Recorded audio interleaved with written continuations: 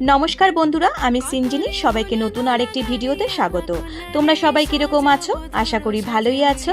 আর এটা হলো আমার একমাত্র ছেলে অভিদীপ্তর অন্নপ্রাশন। আমরা ওকে দেওঘর ঠাকুর বাড়ি থেকে মুখে প্রসাদ করিয়ে নিয়ে এসেছিলাম ওর 6 মাস বয়সে। আর ঠিক তার পরের মাসেই 7 মাস বয়সে ছিল ওর অন্নপ্রাশন।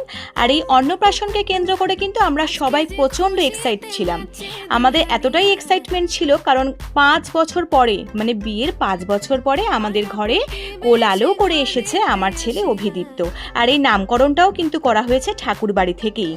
আর বিভিন্ন জায়গাতে ওর সুন্দর করে গেট সাজানো হয়েছিল, মেন গেটে ফুল দিয়ে সাজানো হয়েছিল।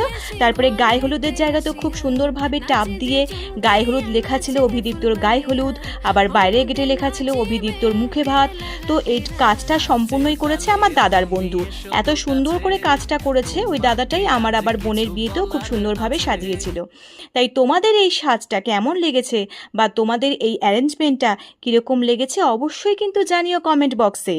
আর তোমরা প্রত্যেকটি ভিডিওতে যে আমাকে ভালোবাসা দিচ্ছ তার জন্য অনেক ধন্যবাদ।